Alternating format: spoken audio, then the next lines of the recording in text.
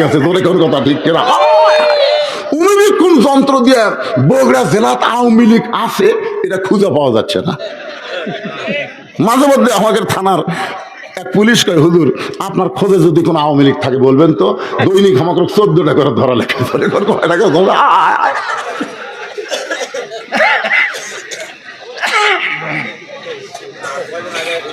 ন্যাংটা করে কে নাম আছে কথা কন না কেন?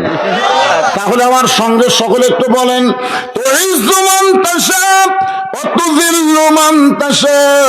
বিয়াদিকাল খায়র ইন্নাকা আলা কুল্লি শাইইন কাদির। আল্লাহর নবী বললেন, সাহাবীরা রে, যেই জুব্বা আমি তোমাদের দেখাইতেছি এই জুব্বা পরা অবস্থায় বাইতুল মুকাদ্দাসের ভিতরে আমি 2 রাকাত নামাজের ইমামতি করেছি, 2 রাকাত নামাজ পড়াইছি। আপনারা বলেন তো, নামাজ পড়া আর নামাজ পড়ান এই দুটা কি এক? আলাদা না। এক মসজিদে 3 দল মানুষ ঢুকছে। কয় দল? 3 দল। এক দল হলো আওয়ামী লীগ, এক দল বিএনপি, এক দল জামাত। কিন্তু আল্লাহর কি কাম, হুজুর ঢোকেনি। জুম্মার দিনে হুজুরের মায়ের অসুখ না কার যেন অসুখ আছে, হুজুর আসেনি। এখন 3 দল মুসল্লি বসে থাকা চিন্তা করতে দেখে, রে হুজুর তো আলো না, আজকে জুম্মার দিনে খুতবা কে দিবি? তখন একজন বলতেছে, ভাই আপনি আওয়ামী লীগ, আপনার দল ক্ষমতা আছে, আপনি খুতবা দেন। আওয়ামী লীগ কয়, পাগলা, ওই মেম্বার দেখলে আর ভয় লাগে, ওর পরে খারাপ হবো। তো বলতেছে, ভাই বিএনপি আপনার বড় দল, তাহলে আপনারা একজন খুতবা দেন। আরে পাগলা, খুব বেশি পারলে আকামত দিবার পারি, তাও কদ ঘামাতির সালা করে। কদ কামাত কব না, কদ ঘামাতির সালা। তাহলে এখন খুতবা কে দিবি? বা এখন খুতবা কে দিবি, নামাজ কে পড়াবি? তখন আওয়ামী লীগ বলতেছে, জামাত পারবি না। এই জন্যে আগামী ইলেকশনে যারা সংসদে গেলে নামাজের আন্দোলন করবে, নামাজ কায়েমের বিরুদ্ধাপন করবে, তাদেরকেই আমাদের পাঠাতে হবে। যেরকম কথা ঠিক কি? আসরের নামাজের ইমামতি করলেন আল্লাহর নবী,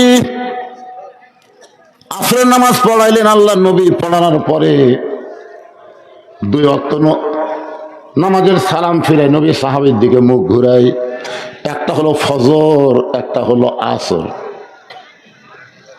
আপনার বলেন তো, ফজরের পরে সূর্য উদয়ের আগে কোন নামাজ পড়া যাবে? এই কথাটা খেয়াল করে শুনবেন।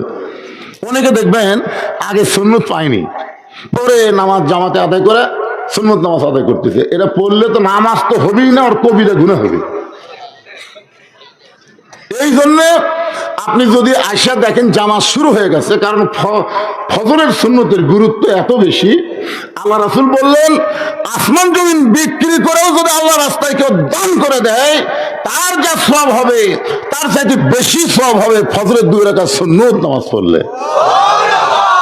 চিন্তা করছেন?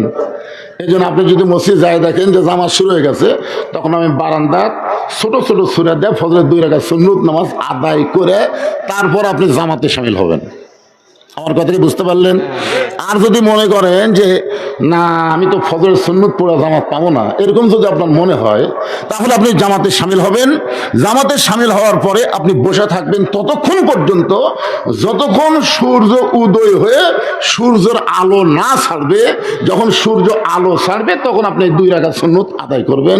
যদি আদায় না করেন তাহলে কাজার মধ্যে পড়ে যাবেন। আদায় করাই লাগবে, কারণ 5 ওয়াক্ত নামাজের মধ্যে ফজরের 2 রাকাতের সুন্নতের গুরুত্ব অত্যন্ত বেশি।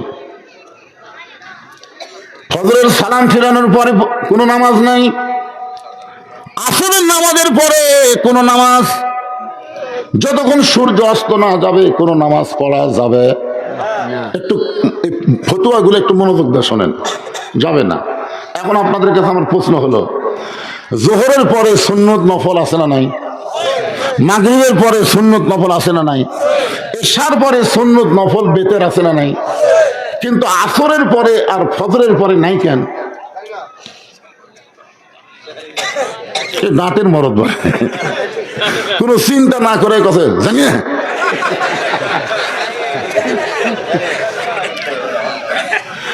আপনারা বলেন তো, ফজরের নামাজের আযান দেওয়ার 8 ঘন্টা পর ফজরের জামাত হয়। হয় না? জোহরের নামাজের আজানের 15 মিনিট পরে জোহরের জামাত হয়, আসরের নামাজের আজান দিলে 15 মিনিট পরে আসরের জামাত হয়, এশার নামাজের আজান দিলে 15 মিনিট পরে এশার জামাত হয়। কিন্তু মাগরিবের আজান দিয়ে কেউ যদি 15 মিনিট পরে মনে করে মসজিদে আসে, আয়েশা দেখবে মসজিদ আছে কিন্তু নামাজ নাই। আপনারা বলেন তো, এই মাগরিবের আজান দিয়ে দেরি না করে তাড়াতাড়ি নামাজ পড়ার কারণ কি? না জানলে বলবেন জানি না। কারণ রজব মাসে নামাজেরই ওয়াজ হচ্ছে। কি বিরক্ত হচ্ছে?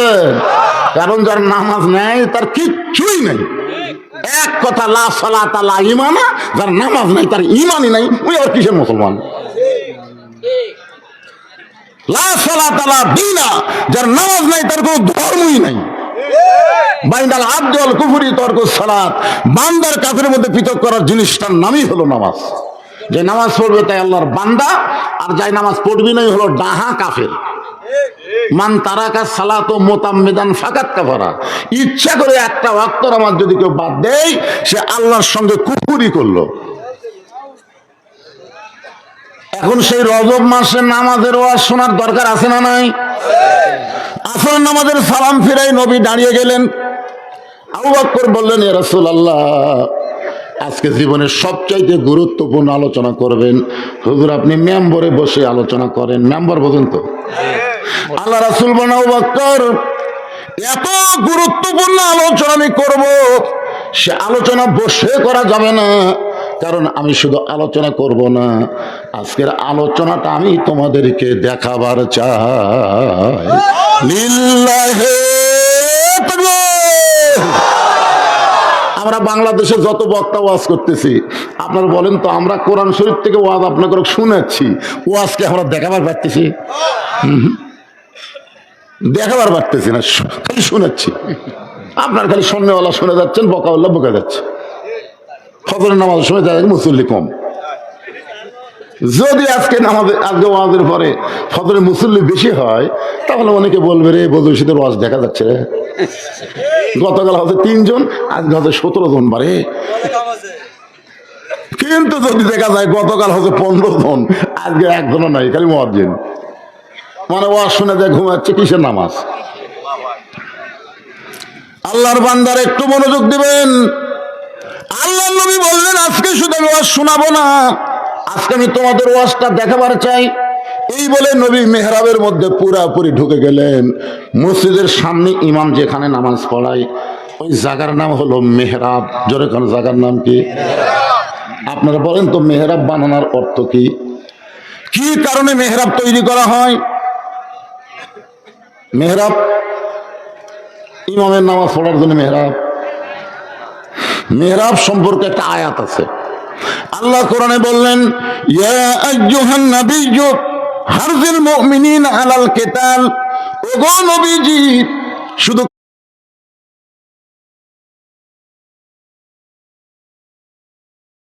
কাতারবদ্ধ হয়ে নামাজ পড়লে হবে না, শুধু দোয়া দরুদ শিক্ষা দিলে হবে না,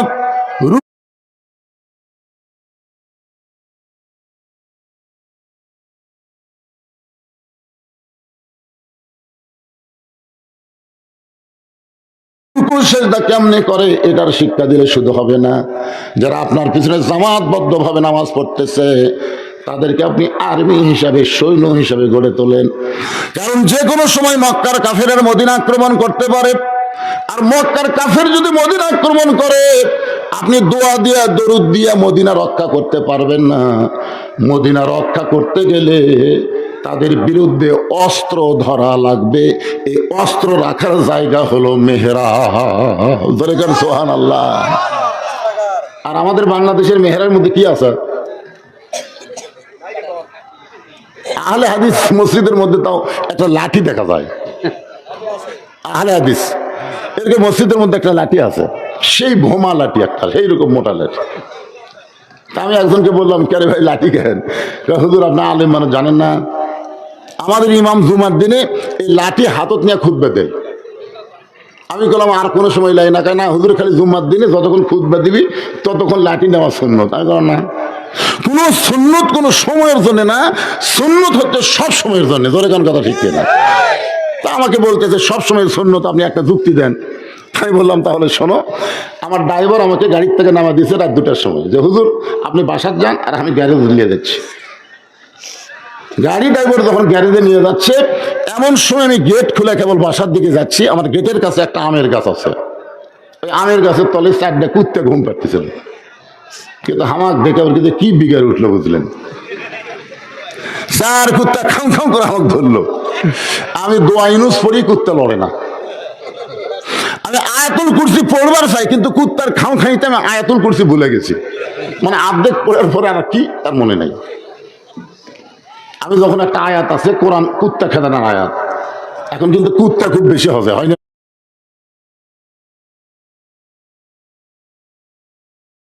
ভাইজান? ইন্নাহুম ইয়াকিদুনা কায়দা ওয়া আকিদু কায়দা, এই আয়াতটা যখন পড়লাম সঙ্গে সঙ্গে একটা কুত্তা আমার পাঞ্জাবির উপর একবারে বসে দিল। আমি কইলাম কে রে, দোয়া দেওয়া হলো না, আয়াতুল কুরসি হলো না, কোরআনের আয়াত দেও হলো না। তখন আমার ইমান বলতে, হুজুর তোমার মুকুট খালি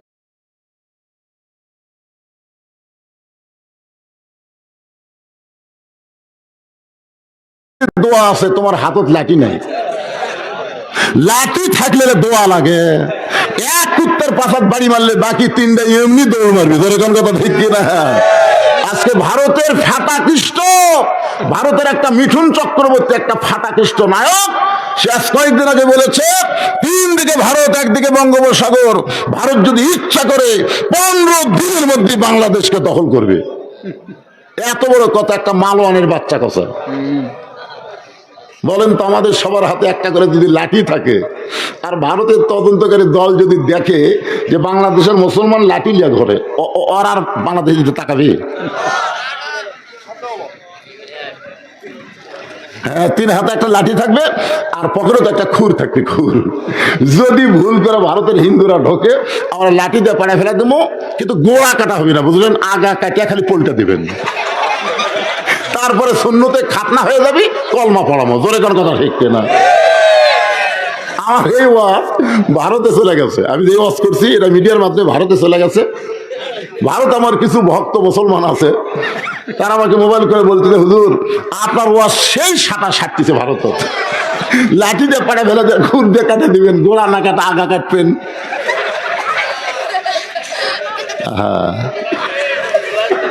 এরা দেখেন শুধুমাত্র হাসিনার জন্য এরা কিন্তু আমাদের উপর রাগ করছে। জোরে কোন কথা ঠিক কিনা?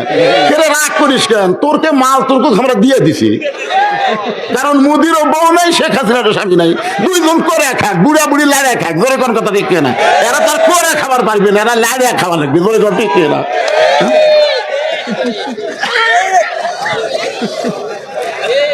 ভাইজান একটু মনোযোগ দিয়ে শুনবেন।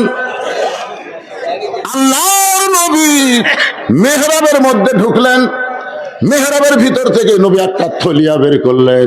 থলিয়া মানে একটা ব্যাগ। থলিয়া মানে কি? ওই ব্যাগের ভিতর থেকে আল্লাহ নবী একটা জিনিস টেনে টেনে বের করতেছেন। প্রত্যেকটা সাহাবীরা তাকায় দেখে জিনিসটার কিছুই না, জিনিসটি হলো আল্লাহর পরনের একটা জুব্বা। ওসমান গনি বললেন, ইয়া রাসূলুল্লাহ, জীবনে কত জুব্বা পরে আপনি আমাদের সামনে নামাজ পড়াচ্ছেন, আজকেও আপনার পরনে একটা জুব্বা আছে, আবার আজকে এই জুব্বা দেখানোর মধ্যে জীবনের গুরুত্বপূর্ণ ওয়াজটা কি? রাসূল বললেন, সাহাবীরা রে, এই জুব্বা সাধারণ কোনো জুব্বা নয়, এই জুব্বা পরে আমি কাবার পাশে ঘুমাইছিলাম। যেই জুব্বা আমি তোমাদের দেখাইতেছি, এই জুব্বা পরে আমি কাবার পাশে ঘুমাইছিলাম। ফেরেশতা জিবরাইল আমাকে ঘুম থেকে চেতন করলো। নবীর কাছে যখন জিবরাইল, নবী তখন ঘুমের মধ্যে ছিলেন। জিবরাইল বলে, আল্লাহ যেই নবীকে নিয়ে আপনি আরশে যাবার কইলেন, সেই নবী যখন ঘুমের মধ্যে আছে আমি কি করব? আল্লাহ বললেন, জিবরাইল নবীকে ঘুম থেকে চেতন করো। জিবরাইল বলে, আল্লাহ আমি কিভাবে চেতন করব? আল্লাহ বললেন, তোমার জিহ্বাটা বের করে নবীর বাম পায়ের তালুতে সুর ভরে দাও, হাত দিয়া না, তোমার জিহ্বা দিয়া সুর ভরে দাও। নবী যখন ঘুম থেকে চেতন পেয়ে বললেন, জিবরাইল এইটা কি করলেন? আপনি হলেন সমস্ত ফেরেশতার সর্দার, বাবা আদম থেকে আমি নবী পর্যন্ত সমস্ত নবীর কাছে আপনি ওহী বার্তাবাহক, আর আপনি এটা কিভাবে আমাকে ঘুম থেকে চেতন করলেন? জিবরাইল বলে, নবী গো, আপনি জানেন না এই চেতন আমি আপনাকে করি নাই, আল্লাহ পাক করার হুকুম দিয়েছে। আল্লাহ নবী বলেন, সাহাবীরা রে, যেই জুব্বা আমি তোমাদেরকে দেখাইতেছি, এই জুব্বা পর অবস্থায় জমজমের কূপের পানি দিয়ে ওযু করলাম। জিবরাইল আমার হাতটা ধরে বললেন, হুজুর একটু কষ্ট করে আপনাকে সামনে যাওয়া লাগবে। কাবা ঘর থেকে মাত্র 170 মিটার দূরে আমি এসে দেখি একটা প্রাণীর মতন কি যেন দাঁড়িয়ে আছে, এত সুন্দর প্রাণী। আমি বললাম, জিবরাইল আমাকে ঘুম থেকে চেতন করে জমজমের কূপের পানিতে ওযু করানোর পরে এই প্রাণীকে আমাকে দেখানোর জন্য নিয়ে আইলা। জিবরাইল বলে, রাসূলুল্লাহ এটা কোনো প্রাণী নয়, এইটা হলো একটা যানবাহন। এই যানবাহনের নাম হইল বোরাক। হুজুর আপনি বোরাকের পিঠে চড়বেন, আর বোরাক আপনাকে আল্লাহর আরশে নিয়ে যাবে। এই বোরাকের পিঠে চড়বেন, বোরাক আপনাকে আল্লাহর কাছে নিয়ে যাবে। নবী ছোট বাচ্চার মতন কান্না শুরু করে দিলেন। জিবরাইল বলে, রাসূলুল্লাহ আল্লাহর কাছে যাওয়ার কথা শুনে সবাই খুশি হবে, কিন্তু আপনি কাঁদেন। নবী বলে, জিবরাইল আমার আগে একজন নবী সাহস করে বলেছিল রব্বি আরিনি, সেই নবীর নাম হলো মুসা কালিমুল্লাহ। মাইকের সাউন্ডটা আগের মতো আছে, তারা মনে হয় কি ডিস্টার্ব করে ফেল দিল। এই শুরুতে যখন খুতবা দিলাম তখন যেরকম ছিল সেই সাউন্ড দাও বাবা। জিবরাইল বলতেছে, ইয়া রাসূলুল্লাহ আপনি কি বলতেছেন? নবী বলতেছে, আমার উপর আল্লাহ যেই কোরআন নাজিল করেছে সেই কোরআনের মধ্যে একটা নবীর নাম হলো মুসা কালিমুল্লাহ। জোরে বলেন, নবীর নাম কি? মুসা কালিমুল্লাহ। সবসময় আল্লাহর সঙ্গে মাইক নষ্ট করলো ইচ্ছা করে। আমি যখন আসলে ওয়াজ শুরু করলাম, যে অবস্থায় ছিল ওই অবস্থায় দাও, ইকো বাদ দাও। হ্যাঁ, বুড়া মানুষের ইকো লাগে নাকি রে? এখনকার ইয়ং জেনারেশনের বক্তা যারা, তারা ইকো ছাড়া ওয়াজ করে না। আমার আর ইকোর দিন আছে? ইকো টিকো কিছু লাগবে না, সাউন্ডটা যেন সবাই বুঝতে পারে। অত্যন্ত গুরুত্বপূর্ণ রজবকে নিয়ে নামাজের আলোচনা হচ্ছে, একটু মনোযোগ দিয়ে শোনা লাগবে। জোরে কোন কথা ঠিক? কারণ আমাদের বাংলাদেশের মুসলমানেরা সবই করে, কিন্তু নামাজটা একটু কম পড়ে। আর যারাই করে মসজিদের মধ্যে বারবার খালি ঘড়ি দেখে। জোরে কোন কথা ঠিক কিনা? অথচ আল্লাহ বলতেছেন বিশ্ববরী পাঁচসালা, আগে ধৈর্য তারপরে নামাজ। মসজিদের মধ্যে যাই ঘোড়া রোগ ধরছে, 5 মিনিট পরে আসরের নামাজ হবে, এর মধ্যে তো 10 বার ঘড়ি দেখা লাগবে কেন? খালি দেখতেছি, দেখে আবার ভাই আর কয় মিনিট হচ্ছে, এখনো 2 মিনিট। হাত ঘড়ি লড়তেছে না রে, হাত ঘড়ি লড়তেছে। ওই লোকটাই মসজিদ থেকে বাহির চলে চা খাচ্ছে, 1 ঘন্টা হয়ে যাচ্ছে, একবারও ঘড়ি দেখতেছে না। ধরে কোন কথা ঠিক না? তাই সাউন্ডটা একটু ক্লিয়ার করে দাও, জনগণ একটু শুনুক বাজান। হ্যাঁ, ঠিক করে দিছা? তুমি এসার নামাজ পড়ছা? সত্যি করে কত নামাজের কথা হচ্ছে, ওই নামাজ পড়েনি। বিসমিল্লাহ কয়ে হাত দাও, বিসমিল্লাহ কয়ে হাত দাও। আসলে কি যে বোঝে না। আপনি যদি রোজা না করেন, হজ না করেন, যাকাত না দেন, আপনি কাফের হবেন না, আপনি গুনাহগার হবেন। কিন্তু যদি আপনি নামাজ না পড়েন, আপনি কাফের হবেন। বোঝা লাগবে না? আমরা মুসলমান হয়ে মরতে চাই, আমরা কাফের হয়ে মরতে চাই না। জোরে কোন কথা ঠিক কিনা? মরা তো লাগবেই ভাই, যতই 5 তলা 7 তলা 10 তলা বাড়ি করেন, থাকার কোনো বন্দোবস্ত নাই, মরা লাগবেই। কথা কন না কেন? মরা লাগবে না? তো কি হয়ে মরবেন?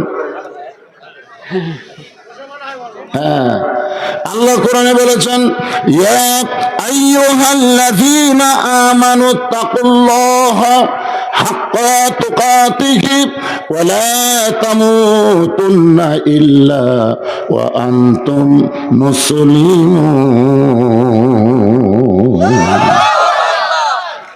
রাসূল বললেন, সাহাবীরা রে, এই জুব্বার অবস্থায় আমি বললাম, জিবরাইল মুসা নবী আল্লাহকে দেখবার চাইছিল, আল্লাহ বলেছে লান তারানি, সম্ভব না। আমার মনের মধ্যে আল্লাহ দেখার বাসনা আছে, কিন্তু মুসা নবীর কথা মনে হলে আমি সাহস পাই না। ফেরেশতা জিবরাইল বলে, রাসূলুল্লাহ মুসা নবী আল্লাহকে দেখতে চাইছিল, আর স্বয়ং আল্লাহ আপনাকে দেখতে চায়। এই কথা শোনার পরেও আপনার যদি সুবহানাল্লাহ করতে মুখ বন্ধ রাখেন, কি বুঝলেন? মুসা নবী কাক দেখতে চাইছিল, আর আর স্বয়ং আল্লাহ আপনাকে দেখবার চায়। এখন আপনারা বলেন তো, মুসা নবীর চোখের পাওয়ার কম, আল্লাহ কুটি আছে দেখবার পাচ্ছে না, এই জন্যই দেখবার আছে। কিন্তু আপনার বলেন তো, আমাকে আল্লাহর চোখের পাওয়ার কি কম? আপনি যে দরজা জানলা বন্ধ করে একলাই 10টা ভোট দিলেন,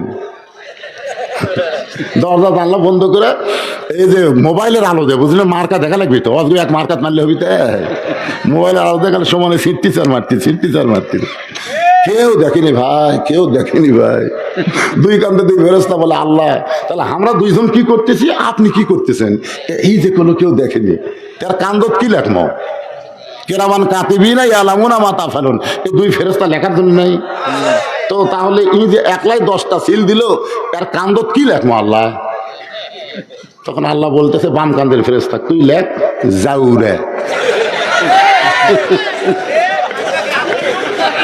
জাউরা বলছেন অবৈধ, তার বাপের ঠিক নাই। যার বাপের ঠিক আছে তাই 1 ভোট দিবে, আর যার বাপের ঠিক নাই তাই 10টা দিবে। কি মনে করতেছেন? দরজা জানলা বন্ধ করে কম্বলের তলে আপনি ইউটিউব দিয়ে অশ্লীল ছবি দেখতেছেন, আর আপনি মনে করতেছেন কেউ তো দেখতেছে না, বাপ মাও ঘুমাচ্ছে, দরজা জানলা বন্ধ। কেটে যুবক, তোমার দুই কান্দে দুই ফেরেশতা বলতে আল্লাহ আমি আর কান্দ থাকবো না, যে মাল দেখতেছে।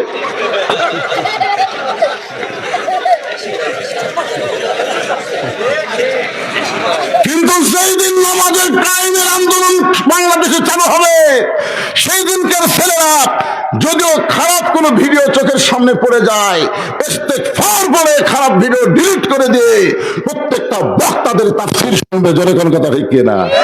কারণ হলো ইন্নাস সালাতা তানহা আনিল ফাহশাই ওয়াল মুনকার, একমাত্র নামাজই পারে মানুষকে যাবতীয় খারাপি থেকে বাঁচাই দিতে। তাই যুবকেরা বলো, নামাজের দরকার আছে না নাই? আরো জোরে বলেন, একটু মনোযোগ দিয়ে শুনবেন। নবী বলতেছেন, রে সাহাবীরা, যেই জুব্বা আমি তোমাদের দেখাইতেছি, এই জুব্বা পরা অবস্থায় আমি বোরাকের কাছে গিয়ে বোরাকের গায়ে হাত দিলাম। বোরাকের গায়ে হাত দেওয়ার পরে নবী ছোট বাচ্চার মতন কাঁদতেছে। জিবরাইল বলে, ইয়া রাসূলুল্লাহ, এই বোরাকটি আপনার পছন্দ হয়নি? নবী বলে, জিবরাইল, যে বোরাকের পিঠে চললে বোরাক আমাকে আল্লাহর আরশে নিয়ে যাবে, এমন করে একটা বোরাক যদি আল্লাহ আমার গুনাহগার উম্মতকে পুলসিরাতের কিনারায় দিত, 30,000 বছরের পুলসিরাত তারা বিজলি আকারে পাড়ি দিত। কারণ পুলসিরাতের নিচে 7টা জাহান্নামের আগুন দাউ দাউ করে জ্বলতেছে। চুলের চাইতে চিকন হবে, খুরের চাইতে ধার। আমার গুনাহগার উম্মত কেমনে হবে পার? এমন করে একটা বোরাক যদি আল্লাহ দিত, বোরাকের পিঠে চড়ে আমার উম্মতেরা জান্নাতে পৌঁছে যেত। ফেরেশতা জিবরাইল বলে, রাসূলুল্লাহ, কোন নবীর জন্য আল্লাহ যেই বোরাক তৈরি করে নাই, কেবলমাত্র আপনার জন্য তৈরি করেছে। আর আপনি গুনাহগার উম্মতের জন্য চাবেন, আমার মনে হয় এই চাওয়া আল্লাহ কবুল করবে না। সঙ্গে সঙ্গে নবী আমার বোরাকের কাছ থেকে 11 গজ দূরে গেলেন। 11 গজ দূরে গিয়ে বললেন, জিবরাইল, ঠেকা আমার না, ঠেকা হলো তোমার আল্লাহর। আমি আল্লাহর বাড়ি যাবার চাইনি, বরং আল্লাহ যানবাহন পাঠাচ্ছে তার বাড়িতে নিয়ে যাওয়ার জন্য। যতক্ষণ পর্যন্ত আমার গুনাহগার উম্মতের জন্য এমন করে একটা বোরাকের বাজেট না হবে, ততক্ষণ পর্যন্ত আমি নবী বোরাকের পিঠে চড়বই না, চড়বই না, চড়বই না। 3বার যখন বললেন, আল্লাহ ডাক দাও, জিবরাইল, আমি বসে আছি লা ইলাহা ইল্লাল্লাহ মুহাম্মদ রাসূলের আশায়, আর মুহাম্মদ রাসূল যদি আমার যানবাহন ফেরত দেয়, আমি আল্লাহ বড় কষ্ট পাই। তাই বলে দাও রে জিবরাইল, তার প্রত্যেকটা উম্মতের জন্য এমন করে একটা বোরাক আমি পুলসিরাতের কিনারায় বাজেট করে দিলাম। লিল্লাহি তাকবীর। আল্লাহ নবী বললেন, সাহাবীরা রে, যেই জুব্বা তোমরা দেখতেছো, এই জুব্বা পরে আমি বোরাকের পিঠে চললাম। বোরাক উপর দিকে না যায় ঘোড়ার মতো দৌড়ানো শুরু করলো। আল্লাহ নবী বললেন, এই বম বম করতেছে না, এই বম বমটা বন্ধ করে দাও। আল্লাহ নবী বললেন, জিবরাইল, তুমি না কইলা বোরাকের পিঠে চললে বোরাক আমাকে আল্লাহর আরশে নিয়ে যাবে, কিন্তু বোরাক তো ঘোড়ার মতন দৌড়ায়, উপর দিকে তো ওড়ে না, বরং মাটি দিয়ে দৌড়ায়। জিবরাইল বলে, নবী গো, এই দুনিয়াতে আপনাকে একটা আমল করা লাগবে। সে আমলটা করতে হবে বাইতুল মুকাদ্দাসের ভিতরে। সুবহানাল্লাযী আসরা বিআবদিহি লাইলাম মিনাল মাসজিদিল হারাম ইলাল মাসজিদিল আকসা। মক্কাতে কাবা ঘর হলো মসজিদে হারাম, আর ফিলিস্তিনে যে মসজিদকে ইহুদিরা দখল করবার চায় ওই মসজিদের নাম হইল মুকাদ্দাস। এ পর্যন্ত ফিলিস্তিনের 42,000 ফিলিস্তিনের 42,000 শিশু বাচ্চাকে ইসরায়েলি ইহুদিরা হত্যা করছে। খালি নাউজুবিল্লাহ কয়ে পাঠিয়ে দিতে হবে না।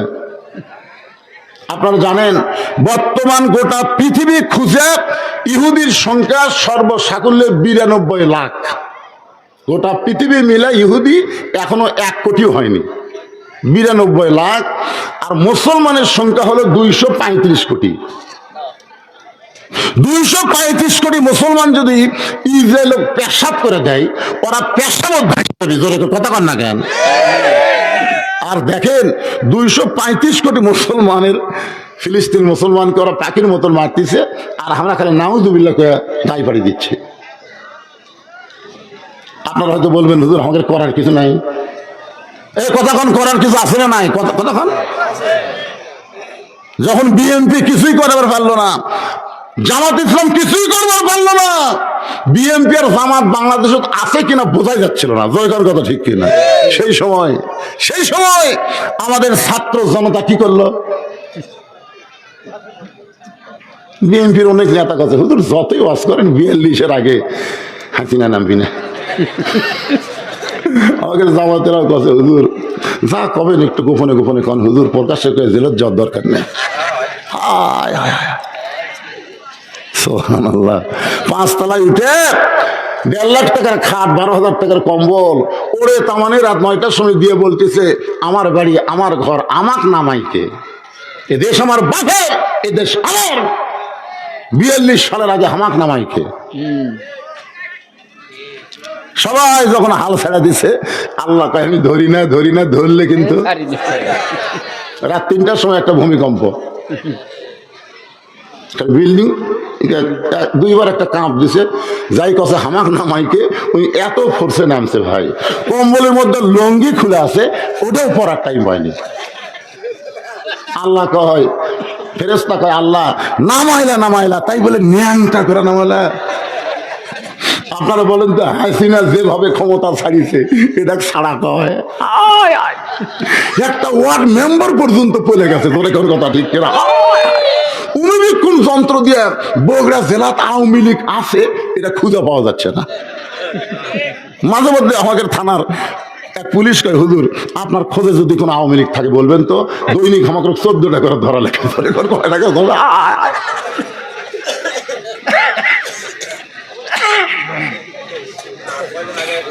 ম্যাংটা করে কেন আছে? কথা কন না কেন? তাহলে আমার সঙ্গে সকলে একটু বলেন,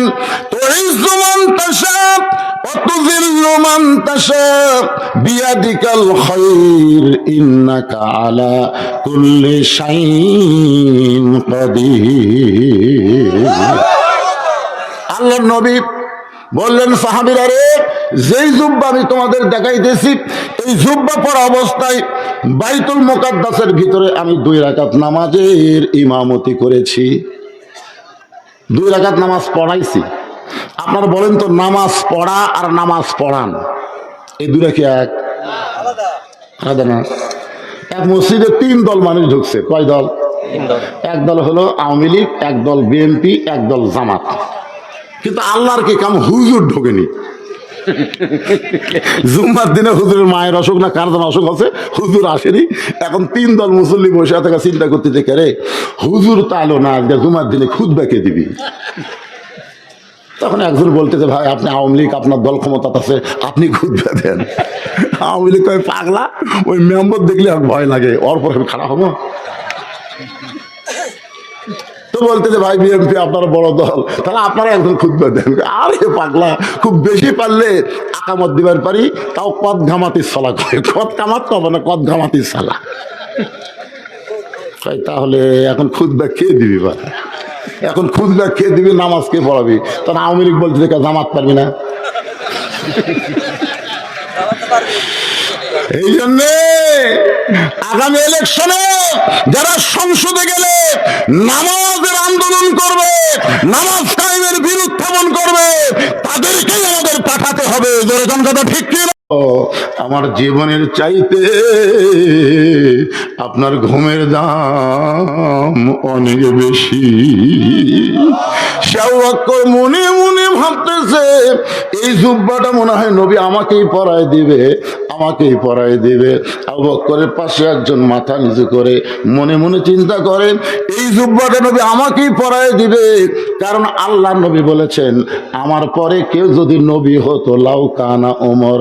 নবুয়তের দরজা বন্ধ হয়েছে বলে উমর নবী হওয়ার পারে নাই। রাসূল বলেছেন নবী হওয়ার সব যোগ্যতা আল্লাহ উমরকে দান করেছে। এই কোরআনের 23টা আয়াত, এই কোরআনের 23টা আয়াত আল্লাহ তাআলা উমরের মতের সাথে আল্লাহর মত মিলাক নাজিল করেছে। জোরে কান সুবহানাল্লাহ। এমন একটা জায়গায় নবীর মতের সাথে আল্লাহর মত মিলে নাই, কিন্তু উমরের সাথে আল্লাহর মত মিলেছে। এভাবে 23টা আয়াত আল্লাহ উমরের শানে কোরআনে নাজিল করেছে যে উমর রাস্তাতে গেলে শয়তান কয়দিন যায় না? 40 দিন যায় না। যে উমর এক সময় খলিফা হলেন, গোটা পৃথিবীর অর্ধেক জায়গার খলিফা আল্লাহ বানাইলেন। বাজান বাংলাদেশের মতন 96টা দেশের খলিফা হযরত উমর। জোরে কোন সুবহানাল্লাহ। অথচ সেই উমর জুমার দিনে খুতবা দিচ্ছেন, জুমার দিনে খুতবা দিচ্ছেন। মাঝখান থেকে এক সাহাবী দাঁড়িয়ে বলতেছে আমিরুল মুমিনিন আপনার খুতবা আমরা শুনবো না। ওমর ফারুক বললেন আমার অপরাধ কি? বলে আমাদেরকে খাটো পাঞ্জাবি দিয়ে আপনি লম্বা জুব্বা পরে খুতবা দিচ্ছেন, যতক্ষণ পর্যন্ত আপনার লম্বা জুব্বার কাহিনী না বলবেন ততক্ষণ আপনার খুতবা আমরা শুনবো না। উমরের চোখটা দর দর করে পানি পড়তেছে, মুখটা মুচকি মুচকি হাসতেছে। চোখের পানি পড়ার কারণ হলো আল্লাহ তোমার কোরআন দিয়ে যখন বাংলা পৃথিবী চলবে তখন নেতা যদি সামান্য ভুল করে একটা মুসল্লি পর্যন্ত ভুলটা ধরতে পারবে। জোরে কান সুবহানাল্লাহ। আব্দুল্লাহ ইবনে ওমর বাবার পাশে দাঁড়ায় বলে রে নবীর সাহাবীরা, আমার বাবার লম্বা জুব্বা দিকে তোমরা লোক না দিলা খুতবা শুনবা না, কিন্তু তোমরা খাটো পাঞ্জাবি হলেও তো নতুন কাপড় পরে নামাজ পড়তে আইছো। আমার পরনের দিকে তাকায় দেখো, আমার পরনে নতুন কোনো কাপড় নাই। ওসমান গনি বলে আব্দুল্লাহ আজকে জুমার দিনে নতুন কাপড় না পরে তুমি পুরাতন কাপড় কেন পরলা? আব্দুল্লাহ বলতে আমি যদি নতুন কাপড় পরতাম তাহলে আমার বাবার জুব্বা লম্বা হতো না। গভীর রাত্রে আমার বাবা আমার জানলার কাছে সে বলতেছে আব্দুল্লাহ একটা খাটো পাঞ্জাবি গায়ে দিয়ে কি আর খুতবা দেওয়া যায়? আব্দুল্লাহ বলে বাবা আমি কি করব? উমর ফারুক বললেন তোরটা আমাকে একটু দান করে দে। আমার কাপড় বাবাকে দান করে দিয়া বাবার পিছনে পিছনে রওনা দিলাম, দেখি বাবা কি করে। বাবা ঘরের মধ্যে ঢুকে তার পাঞ্জাবি আমার পাঞ্জাবি একত্র করে বাবা লম্বা জুব্বা বানায় খুতবা দেয়। এখন বলো বাবার খুতবা শোনা যায় কি না যায়? সমস্ত সাহাবীরা চিল্লায় বলে আল্লাহর কোরআন দিয়া যখন রাষ্ট্র চলবে এমন ভালো মানুষকে নেতা হিসাবে দেখা যাবে। সেই উমর মনে মনে বলতেছে এই জুব্বাটা মনে হয় নবী আমাকেই পরায় দিবে। উমর ফারুকের পাশে একজন মাথা নিচু করে মনে মনে কান্দার বলে জুব্বা মনে হয় নবী আমাকেই পরায় দিবে। ওসমান গনি আল্লাহর নবীর ডবল জামাই। সুবহানাল্লাহ কন্যা কেন? ওসমান গনি নবীর কি জামাই? এজন্য তার একটা ডিগ্রিও আছে, জিন্নুরাইন, মানে 2টা নূরের অধিকারী। আপনারা খালি নবীর একটা মেয়ের জীবনে জানেন ফাতেমা, আর মেয়েরা ওয়াজত গেলি কয় হুজুর একটু ফাতেমার জীবনে কবেন তো। নবীর কি এক মেয়ে? নবীর কয় মেয়ে? 4টা। জোরে কোন কয়টা? একটা হলো জয়নাব, একটা হলো রোকেয়া, একটা হলো কুলসুমা, একটা হলো ফাতেমা। ওসমান গনির সঙ্গে নবী প্রথম যে মেয়েটাকে বিয়ে দিয়েছিল মেয়েটার নাম হলো রোকাইয়া। জোরে কোন নাম কি? রোকাইয়া। এক সময় আল্লাহ নবী বললেন ওসমান মক্কার কাফেরেরা যে হারে মুসলমানদেরকে হত্যা করতেছে, তুমি আমার মেয়ে রোকায়কে নিয়ে আবিসিনিয়াতে হিজরত করো।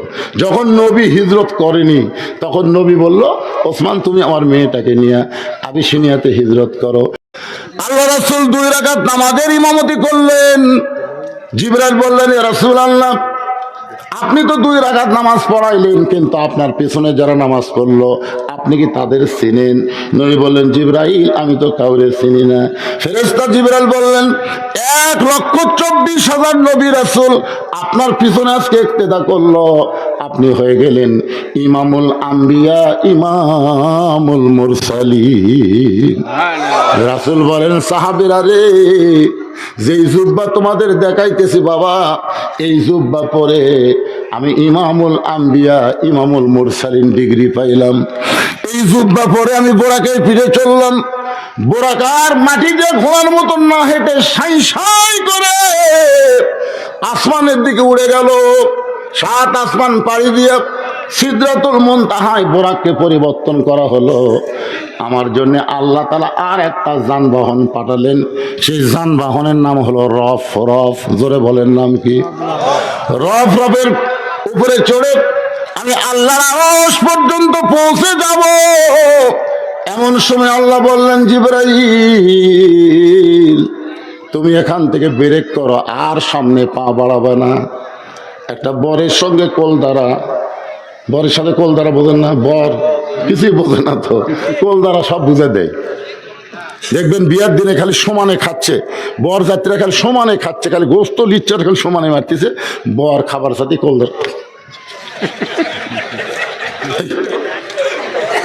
ঠিক আছে ভাই, সবাই তো খাচ্ছে। এই সবাই খাচ্ছে মানে সবাই যে খাচ্ছে গরুর মতন, ওরকে দিকে কেউ তাকে আসা হয়? তোর দিকে সবাই তাকে আছে, ওই যে জানলার দিকে দেয়, ওই জানলার ফাঁকটা দেখতেছে বর কোনটা, ওই যে তোর চাচা শ্বশুর, তোর মামা শ্বশুর, সবাই তোর দিকে তাকে আছে। পাগলা, তুই এই ছোটো ছোটো করে টুকরা খাবো আর ছোটো ছোটো ঘাস মুখ দিব, আর যে হাত মাল নাই এটা কিছুক্ষণ পর পরে মুখ মুছবো।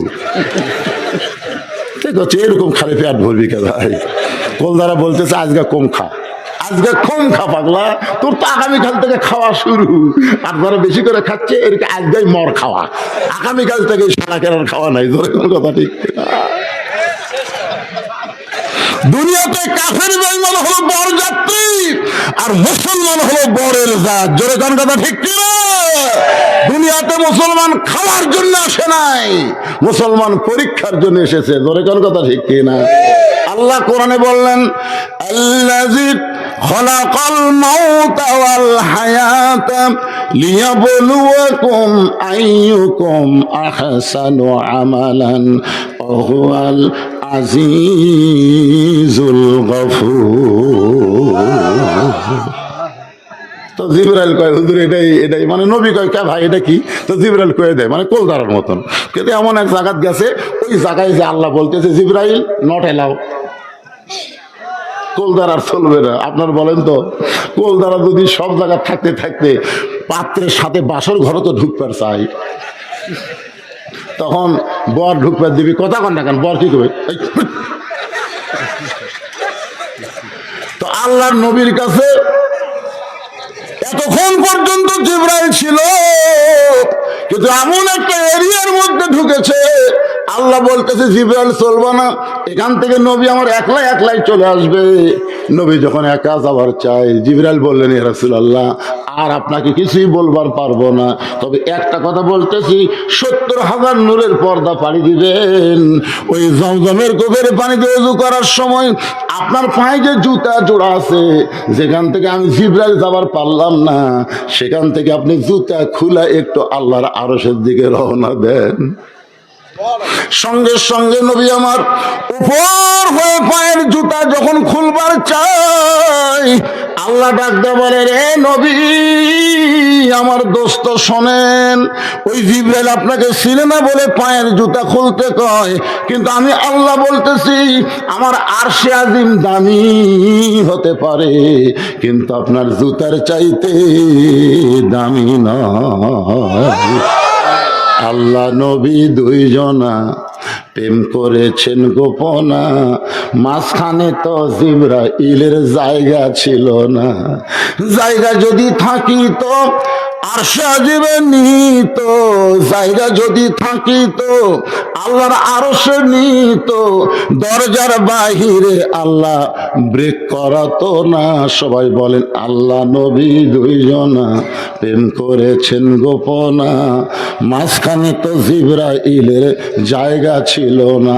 রাসূল বলেন যখন কোনো কিছু আমি জানতে চাইতাম ফেরেশতা জিবরাইলের মাধ্যমে আল্লাহ আমাকে জানাইতো, কিন্তু যখন নামাজের মধ্যে দাঁড়াইতাম তখন আর জিবরাইল লাগতো না, সরাসরি আল্লাহ পাক আমারে জানাই দিত। এই জন্য নামাজের মধ্যে সেজদাকে বলা হয়েছে ওয়াসজুদ ওয়াক্তারিফ।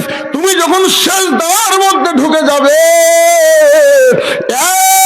এক পানির মধ্যে এক মুষ্টি চিনি দিয়ে দুইটা ঘন্টন মারলে ওই চিনি যেমন পানির মধ্যে বিলীন হয়ে যায়, শত চেষ্টা করলেও যেমন চিনিকে আর পানি থেকে আলাদা করা যায় না।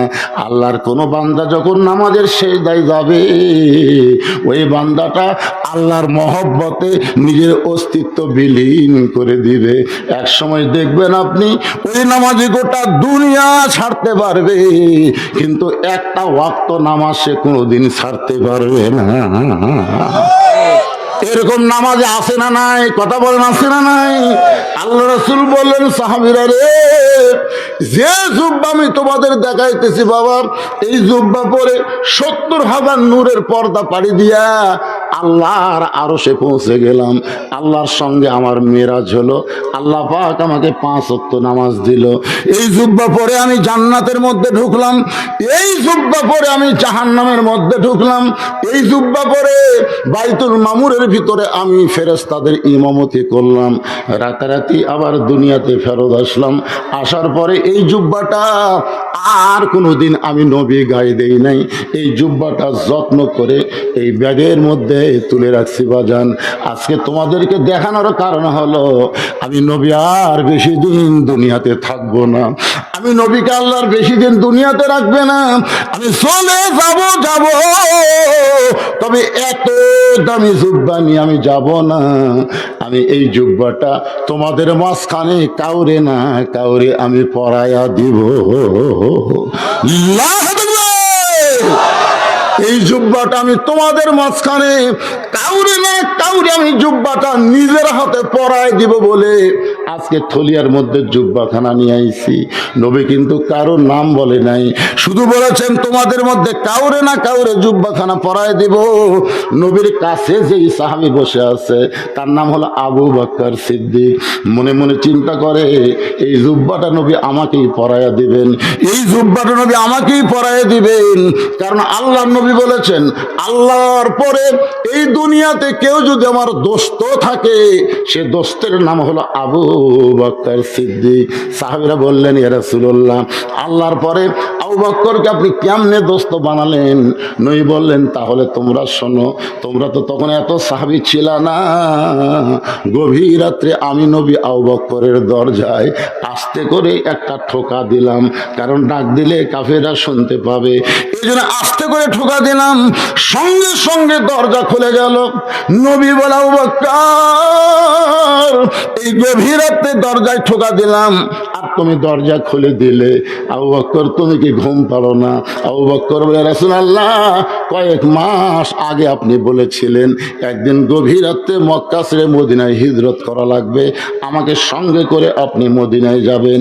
সেদিন থেকে আজ পর্যন্ত কোনো রাত্রিবেলা আমি ঘুমাইনি, বরং সারা রাত আমি দরজায় দাঁড়িয়ে থাকি কখন যেন আমার নবী আসে। নবী বললেন সাহাবীরা রে, মাটি থেকে 5600 ফুট উপরে গাড়ির সুরের মধ্যে উঠে আমি নবী দুর্বল হয়ে গেলাম। আবু বকরের উরাতকে বালিশ বানায়া আমি নবী কখন যেন ঘুমায় গেছি। নবী আমার একটু দুর্বল হয়ে আবু বকর উরাতকে বালিশ বানায় ঘুমায় গেছে। আবু বকর নবীর মুখের দিকে তাকায়া গান গাইতেছে, শিশুকালে মইরা গেছে মা, গর্ভে থাকতে মরছে পিতা, নবী চোখে দেখলেন না। যেই নবী কোনোদিন কারো ক্ষতি করেনি, যেই নবীর চেহারা চাঁদের চাইতো সুন্দর, আর সেই নবী আজকে গাড়ি সুরের ভিতরে আমার উরাতকে বালিশ বানায় ঘুম পাড়তেছে। আবু বকর তাকায় দেখে ওই গাড়ি সুরের গরমে নবীর কপাল দিয়া মুক্তার দানার মতন ঘাম বের হচ্ছে। মুক্তার দানার মতন ঘাম, ওই ঘামের আবার একটু আলো দেখা যায়। জোরে কোন সুবহানাল্লাহ। ওই ঘামের মধ্য থেকে আলো বের হচ্ছে। আবু বকরের মনের মধ্যে বড় লোভ হয়েছে, ওই নবীর কপালের ঘাম যদি একটু হাতের মধ্যে নিয়ে আমার চেহারার মধ্যে মালিশ করতে পারতাম, অন্তত এই কারণে আল্লাহ আবু বকরকে দয়া করবে এই মনে করে ডানা হাত দিয়া যখন নবীর কপালের ঘামটা নিয়ে আবু বকরের চেহারার মধ্যে মালিশ করেছে, এমন সময় গাড়ি সুর আলোকিত হয়। আলোকিত অবস্থায় দেখতে পায় ওই গাড়ি সুরের মধ্যে ছোট্ট একটা ছিদ্র আছে। আবু বকরের বারবার চিন্তা হয়, ওই ছিদ্র দিয়ে যদি কিছু বের হয়ে আমার নবীকে কামড়ায়। আপনার বলেন তো গর্তের মধ্যে কয়জন আছে? জোরে বলেন কয়জন? কিন্তু বারবার বলতেছে যদি কিছু বের হয়ে আল্লাহর নবীকে কামড় দেয়। দেখেন নবীর মহব্বতে নিজের অস্তিত্ব ভুলে গিয়া আবু বকর ছিদ্রের মুখে পাটা লাগাই দিছে, পাটা লাগাই দিছে। এমন সময় আল্লাহ তাআলা আল্লাযী খলাকাল মাউতা ওয়াল হায়াতা লিয়াবলুয়াকুম আইয়ুকুম আহসানু আমালা, আল্লাহ আবু বকরকে পরীক্ষা করার জন্য, সুন্দর আমল পরীক্ষা করার জন্য বিষাক্ত সাপকে বলতেছে, যারে সাপ যা ওই যে ছিদ্রের মুখে পাটা দিছে ওই পায়ের তালুতে কামড় বসায় দে। একটা বিষাক্ত সাপ এসে আল্লাহর হুকুমে আবু বকরের পায়ের তালুতে যখন কামড় দেয়, কারেন্টের মতন বিষটা এসে আবু বকরের কলিজায়। আবু বকর চোখের পানি বের করে কান্দে আর বলে, সাপরে তুই আমারে কামড় দিয়া মনে করলি আমি পা টান দিব? তুই মনে করছিস আমি পা টান দিলে তুই বের হয়ে আমার নবীরে কামড় দিবি? সেই সুযোগ আমি জীবিত অবস্থায় তোকে দিব না। আমি মরে যাব কিন্তু ছিদ্র থেকে পা টান দিব না। সাপটা বলে, আল্লাহ আপনার হুকুমে কামড় দিলাম কিন্তু পা তো টান দেয় না। আল্লাহ বলে আবার কামড় মার। সাপটা আবার কামড় মারছে। আবু বকর বলে, সাপরে তুই আবার কামড় মারলি, তুই মনে করছিস আমি পা টান দিব আর তুই বের হয়ে আমার নবীরে কামড় দিবি? আমি পা টান দিব না। সাপটা বলে, আল্লাহ আবার কামড় মারলাম কিন্তু পা তো টান দেয় না। আল্লাহ বলে আবার কামড় মার, আবার কামড় মার, আবার কামড় মার। পাঁচবার সাপটা কামড় মারছে। বিষের যন্ত্রণায় গোটা দেহ থর থর করে কাঁপতেছে। অসতর্ক মুহূর্তে আবু বকর এক ফোঁটা চোখের পানি নবীর গাল মোবারকে পড়েছে। নবী আমার চোখ মেলে দেখে আবু বকর কাঁদতেছে। বাজান রে, বাড়ির কথা মনে করে তুই কাঁদতেছিস, বিয়ে বাচ্চার কথা মনে করে কাঁদতেছিস। আবু বকর নবীর ডান হাতখানা বুকের উপরে চেপে ধরে বলে, রাসূলুল্লাহ ওই আল্লাহর শপথ করে বলতেছি, আমার বুকটা চিরে যদি আপনাকে দেখানো যায় আপনি দেখতে পারবেন আবু বকরের কলিজার মধ্যে আল্লাহ নবী ছাড়া আর কারো জায়গা নাই। তাহলে কি জন্য কান্দিস বাবা? বলে ছিদ্রের মুখে পাটা দিছি, কি যেন আমাকে বারবার কামড় দেয়। নবী হ্যাঁচকা টান দিলে বিষাক্ত সাপ বের হয়ে নবীকে সালাম দেয়, বলে ইয়া রাসূলুল্লাহ আমার কোনো দোষ নাই, আল্লাহ হুকুম করেছে এই কারণেই কিন্তু আমি কামড় দিয়েছি। নবী বলে, আল্লাহ আবু বকরকে সঙ্গে নিয়ে হিজরতের হুকুম দিলেন আর গায়ে সুরের মধ্যে আবু বকরের মৃত্যু চাইলেন। আপনি কেমন আল্লাহ? আমি কি তাহলে একলা একলাই মদিনায় যাব? আল্লাহ বলে, নবী গো আপনার Abu Bakr golden A plus পাইছে, আপনার থুতু মোবারক লাগায় দেন, সাপের বিষটা পানি হয়ে যাবে। বিষটা যখন পানি হয়ে গেল, নবী আবু বকরের মাথাটা বুকের মধ্যে নিয়ে বলল, বাবা তুমি সত্যি করে বলো তো, সাপটা যখন প্রথম কামড় দিল আল্লাহ আমাকে দেখাইতেছেন, হঠাৎ নবীর কানে ডান দিক থেকে একটা সাউন্ড আসে, কে যেন খড়ম পায়ে জান্নাতের মধ্যে হাঁটতেছে। নবী দেখতে পায় না কিন্তু হাঁটানোর শব্দ শুনতে পায়। আল্লাহ রাসূল চমকে গিয়ে বলে, জিবরাইল আমি নবী জান্নাতে ঢোকার আগে, কেউ তো জান্নাতে ঢোকার কথা না, কিন্তু আমার ডান সাইডে খড়ম পায়ে কে যেন হেঁটে যায়। জিবরাইল বলে, রাসূলুল্লাহ ওইটাই হলো আপনার বেলাল। সুবহানাল্লাহ। দেখছেন, সেই বেলাল দিয়েছে আসরের নামাজের আজান। আজান দেওয়ার সঙ্গে সঙ্গে পঙ্গপালের মতন সাহাবীরা, মদিনার যত সাহাবী সবাই মসজিদ নববীর দিকে রওনা নিলেন। আজান দেওয়ার আগে কিন্তু মসজিদের মধ্যে ঢোকা যাবে না, আজান দেওয়ার পরে ঢোকা লাগবে। ইল্লা মুয়াজ্জিন, শুধুমাত্র মুয়াজ্জিন ছাড়া। আপনাদের এই যে মসজিদে সর্বপ্রথম কে ঢুকবে?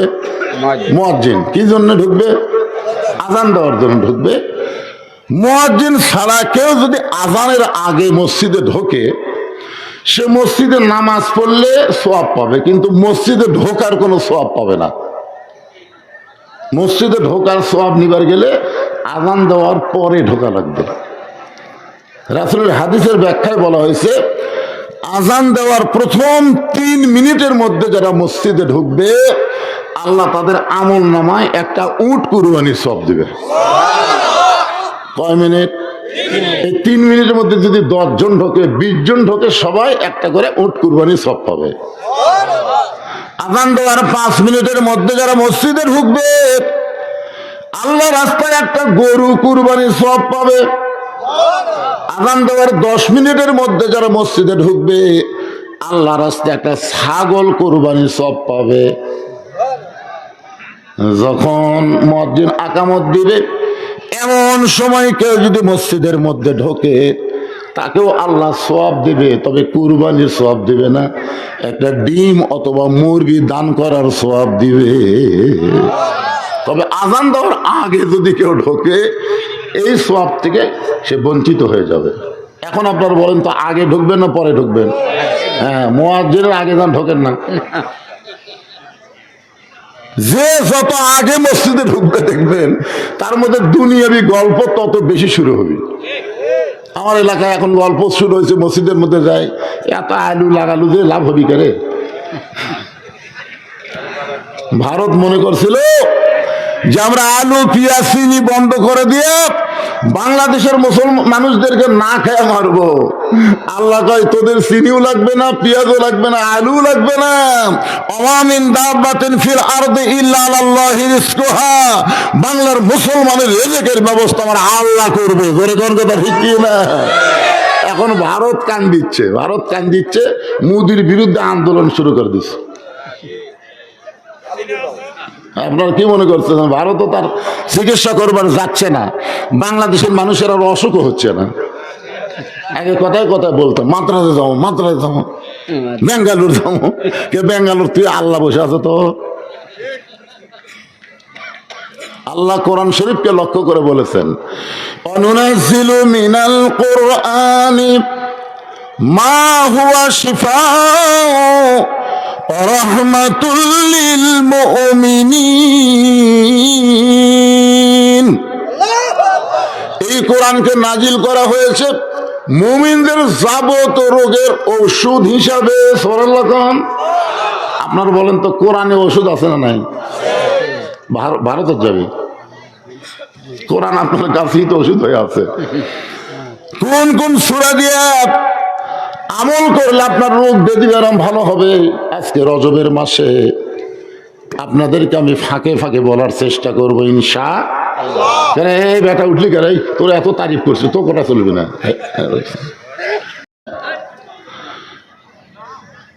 এত কথা বলে কে? সাইডে কথা বলে কে? এই মাহফিলের ভলেন্টিয়ারেরা, তোমরাও বসো।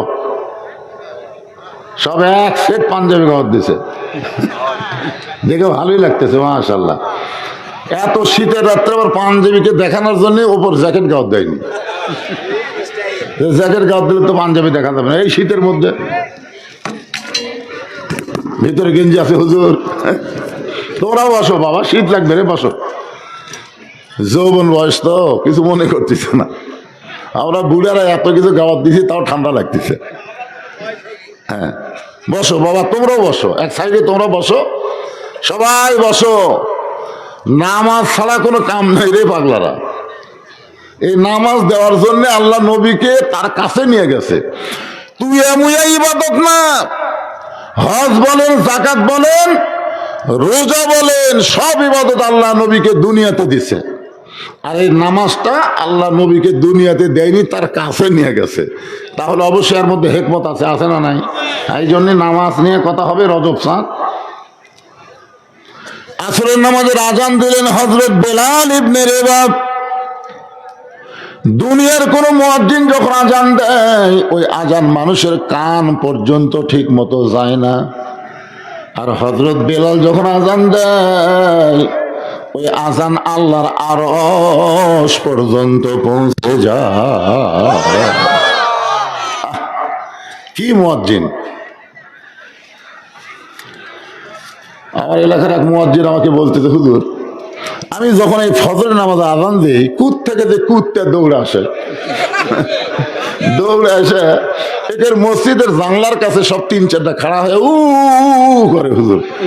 মানে আমার আজান মাইকত যাওয়ার আগে কুত্তা করে যায়। হুজুর এই কুত্তা খেদানোর দোয়া কি? মানে কুত্তা যেন আজান দেওয়ার সময় না আসে, এ ধরনের কোনো দোয়া আপনার জানা আছে? আমি তখন মুয়াজ্জিনকে বললাম, একটু বসেন তো ভাই, দেখি কোনো দোয়া খুঁজে পাওয়া যায় কিনা।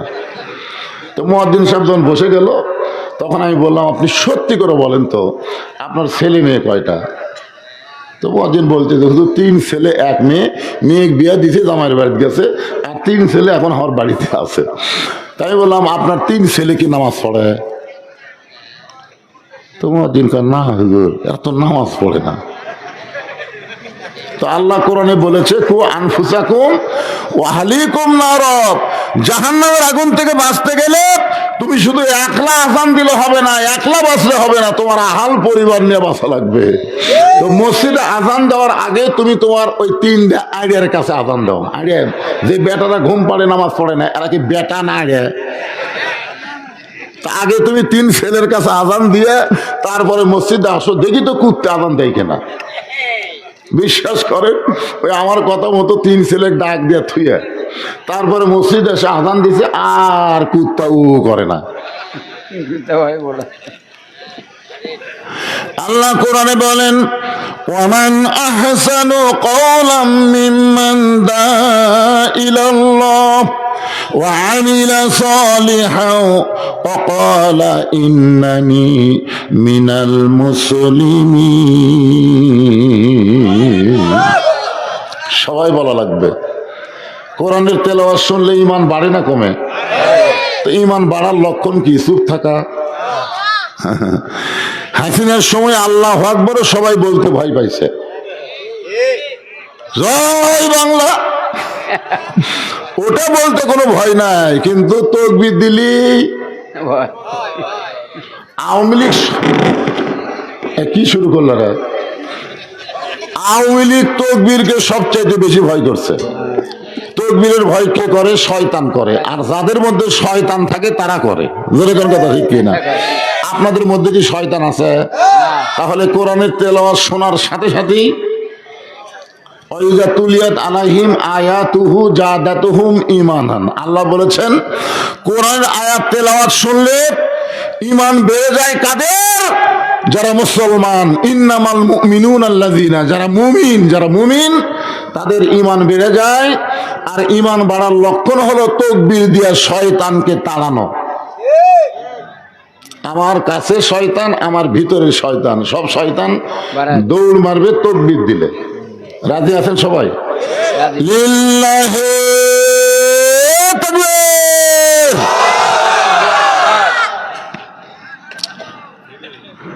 একটু মনোযোগ দিয়ে শুনবেন।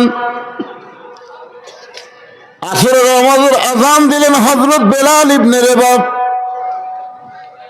সাহাবীরা জিজ্ঞাসা করলেন, ইয়া রাসূলুল্লাহ, হযরত বেলাল যখন আযান দেয়, ওই আযান আল্লাহর আরশ পর্যন্ত কেন যায়?